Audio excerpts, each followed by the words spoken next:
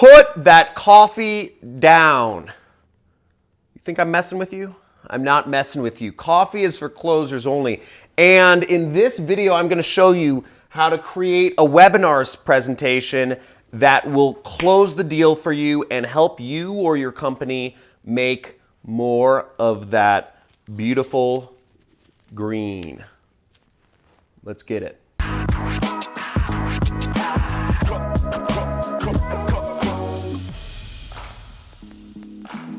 ABC, always be closing. And that's what webinar presentations are all about. If you're performing a webinar, it is all about closing the sale. A webinar presentation is the equivalent of a modern day sales pitch. And I have performed hundreds of times in my life. My webinar has been seen by millions of people, and I've tested everything about them. And I'm going to walk you through the perfect webinar formula in this presentation. Now, I have 8 different sections to this webinar. This is a simplified version. I'll be explaining as much as I can. Abbreviated TOIC. Now, the goal of a webinar is generally to get somebody to take an action, to buy a product or a service, or to call a phone number, whatever it is you're doing, whether you're selling B2B or whether you're selling B2C, webinars work. And they're fantastic, and they are really the only way to be selling anything on the internet, if you ask me. So the first thing you need in an effective webinar is you want a catchy, descriptive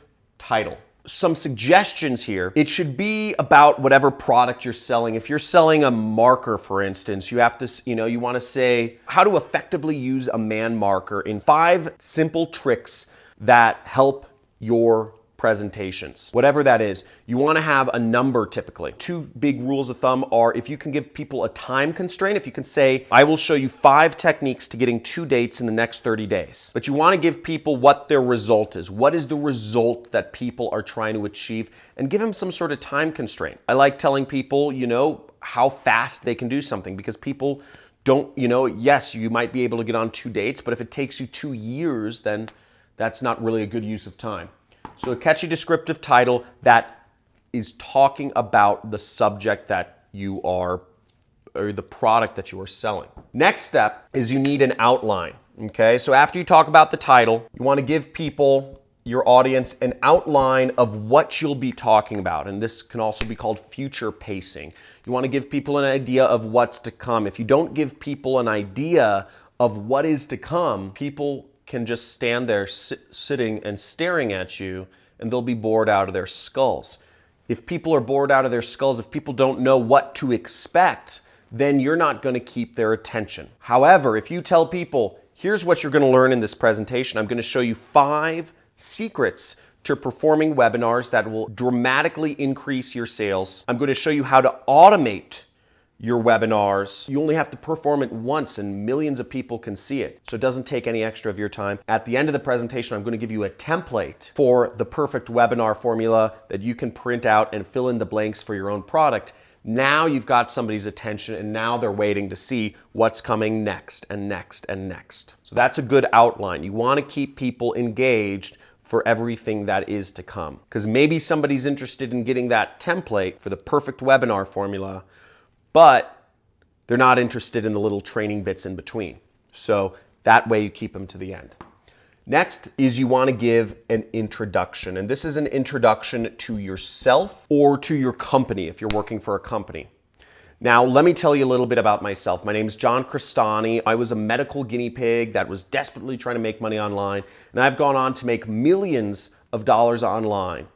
Okay, I make millions of dollars every year. Right now, last year my business did almost $4 million in revenues. I live in Malibu, California, and I have thousands upon thousands of other success stories of people who have gone through my training and gone on to make thousands, tens of thousands, hundreds of thousands, and even some people making millions of dollars just by watching my training. So you give people your story or your company's story in your introduction. What you should also be doing kind of in your story, what you also want to do, you want to overcome people's objections. Whatever you're selling, whether it's insurance or mortgages or sweaters or camera equipment or agency services, whatever you're selling, there are reasons why people don't buy. So you want to bring those up in your story. So what I could have done in my introduction is I could have brought up those objections within a story format. I could have said, I've made millions of dollars on the internet without any technical skills. I don't know how to program. If you ask me to write a line of code, I will break the internet. I will say without having an audience. I made all this money without even a social media presence. I could say without having an email list, without having employees. So you want to tell people what they can do things without. And it's best if you do that within your story. I said, I made millions of dollars on the internet without any outside investment, because these might be objections people bring up in their mind when you get later on in your sales pitch. Bring up their objections early on and bring them up in a story format. That's, I always see, the best way. Next is you want to actually deliver whatever your training is. Now, your training, this is generally a whole section right here, takes up about, let's say, 5 to 15 minutes. Now, the training itself should be maybe about 30 minutes long. 30 to 45 minutes is a good barometer here. You want to, generally your training should be on one of two things. You should be either giving people tips or tricks or techniques or tactics to do something. 5 different tactics to create the perfect lighting for your YouTube video set. Or you could do mistakes, tips or mistakes. One is framed positively, one is framed negatively. Mistakes are generally much more powerful than tips. You could say 5 common mistakes parents make in raising their children that cause them to have issues later on in life. People are much more attracted, for biological reasons I won't go into in this video, to mistakes, to the negative. People are much more attracted to the story where somebody, where there was a, mass gun shooting at a school versus somebody who donated schools to a community in Africa. One will make headlines, one might be page 3. And the training should be the bulk of, it should be the content that you deliver. Generally speaking, it is the reason why people are attending your presentation in the first place. Make sure to give some serious value here, and it should be interesting. Another technique is, if you're more advanced, within the training, you can talk about some case studies of people who used your product, which you'll eventually get to, or service successfully, or you could overcome objections within your training. Again, what are the reasons why people won't buy your insurance or won't contract with your ad agency?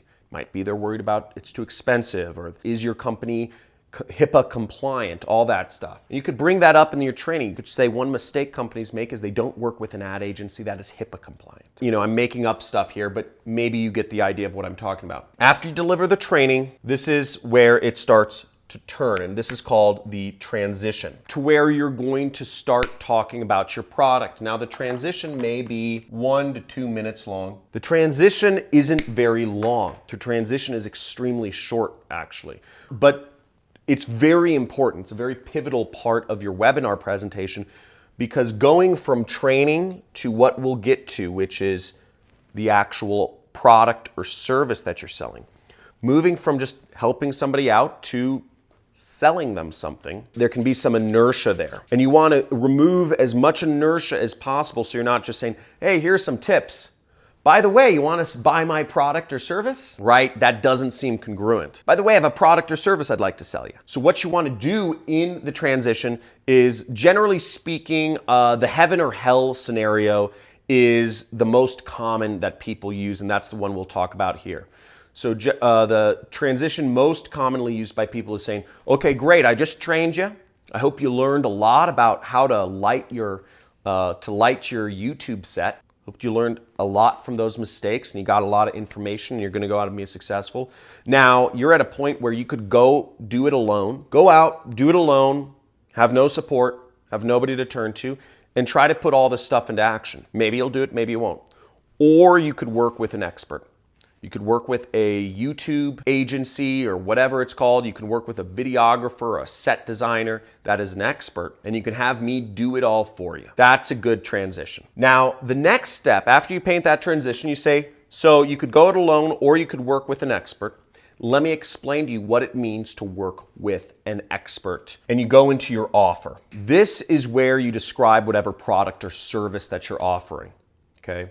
Whether you're selling insurance or interior designing, you could say, look, when you're working with this interior designer, when you're working with me and my interior design agency, you say, I am going to assist with the construction of your house to make sure that the paint and all of this stuff, your walls, you don't have any problems with the contractors. You list all of the benefits. I'm going to share with you my Pinterest boards that have the best, examples of design you can get done cheaply so your house can look like a $10 million house on a $1 million budget. Whatever it is you're offering, you go into that offer. You list all the reasons why you are the best and how it helps people. So let's say that's 5 to 10 minutes. And then you get into C, A, B, C, always be closing. And this is where you are closing the deal. You explain to people, put down a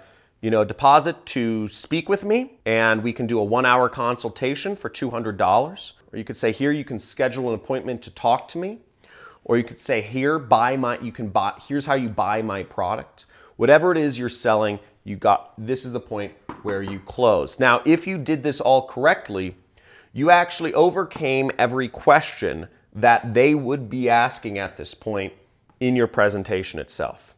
Any question that they'd be asking, like, can I talk to you afterwards? Or, how long do we work together? You should have overcame every one of those objections within your training, your introduction or your training itself. Every question that somebody should have had should have already come up, and you should have already addressed it multiple times so that they don't have those questions when they're here, when you're asking them to do what you want them to do. What most people do is they still have a Q&A at the end. So any additional questions, any additional objections that people have, you overcome those in the question and answer session at the end of your training. Now, that's all said and done.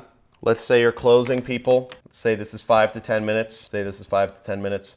You're in for anywhere for about maybe an hour to an hour and a half, okay, is a typical webinar training presentation. Shorter than a movie, but that's a typical sales presentation in person. That's a typical sales presentation time length for a sales presentation over the phone too. Boom! Now, that is how you deliver a sales pitch. I hope this was useful in some ways. If you got a lot of value out of this, I've done this a lot, and I do a lot of other online marketing in my business. What I do is a type of marketing called affiliate marketing. Well, I sell other people's products on a commission-only basis. That's what I do for a living. Now, if you want more information about what I do, my business model and all that stuff, click the subscribe button somewhere on this page and you will get a free course on affiliate marketing for subscribing, and hit that notification bell so you can be updated about all my next videos that I come out with on starting an online business and making money online. Also, like this video and leave me a comment if there's something you'd like to see me talk about in the future, or any questions you have. Love to hear from you.